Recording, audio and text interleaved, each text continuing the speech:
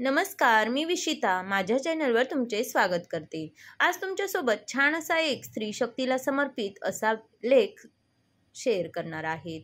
Video खूप छान आहे, शेवटपर्यंत नक्की बघा। आपल्या सर्वांची स्त्रीची जीवनगाथा एकसारखीच असते, मग त्या श्रीमंत घरच्या असो किंवा गरीब घरच्या, पण सर्व स्त्रियांचे जीवन हे एकसारखेच असते।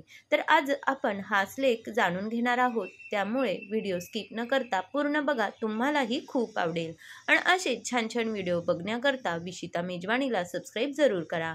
मी तुमच्यासोबत छान अशा रेसिपी शेअर करत असते आणि वेगवेगळ्या कहाण्याही मी शेअर करत असते, तर चॅनलला सबस्क्राईब करून ठेवा आणि व्हिडिओ आवडल्यास एक लाईक जरूर करा।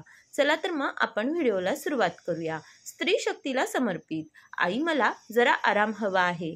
शाळेत जाणारी मुलगी अभ्यास, शाळा, क्लास करून थकून आईला म्हणाली, अगं चांगला अभ्यास कर, नंतर आरामच करायचा आहे। मुलगी उठली, अभ्यासाला लागली आणि आराम करायचा राहून गेला। आई, थोडा वेळ दे आरामाला, ऑफिसच्या कामातून थकून गेली मी पार।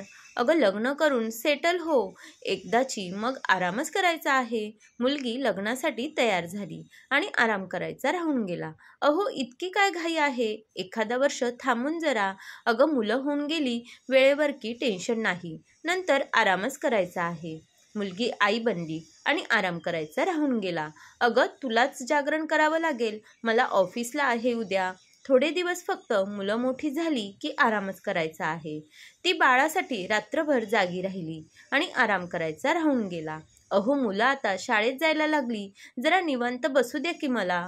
मुलांकडे नीट लक्ष दे, त्यांचा अभ्यास घे, नंतर आरामच करायचा आहे।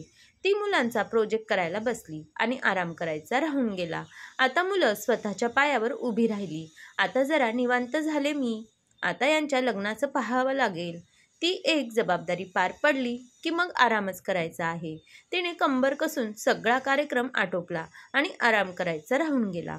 मुलं संसाराला लागली, आता मी आराम करणार। अगं आपली सुद्धा गर्भार आहे, माहेरी बाळंतपण करायचं ना तिचं। मुलीचं बाळंतपण आवरलं आणि आराम करायचा राहून गेला। चला, ही पण जबाबदारी पार पडली, आता आराम करूया। सासूबाई, मला नोकरी परत जॉईन करायची आहे, अथर्वला सांभाळाल का? नातवाच्या मागे दमली आणि आराम करायचा राहून गेला। चला, नातू मोठा झाला, आता सगळ्या जबाबदाऱ्या संपल्या, आता मी आराम करणार। अगं ऐकलं का, गुडघे दुखताय माझे, उठवलं जात नाही, बीपी वाढलाय वाटतं, डायबिटीस पण आहे, डॉक्टरने वेळेवर पथ्यपाणी करायला सांगितले बरं का। नवऱ्याची सेवा करायला उरलं सुरलं आयुष्य गेलं आणि आराम करायचा राहूनच गेला। एके दिवशी देवच आला खाली, आराम करायचा ना तुला। तिने हात जोडले आणि देव घेऊन गेला। अखेर तिला आराम मिळाला, अगदी दीर्घकाळाचा। सर्व स्त्रियांना समर्पित।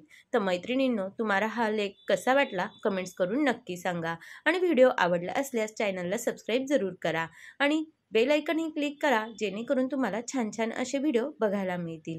व्हिडिओ शेवटपर्यंत बघितल्याबद्दल धन्यवाद। परत भेटू एका छानशा व्हिडिओसोबत।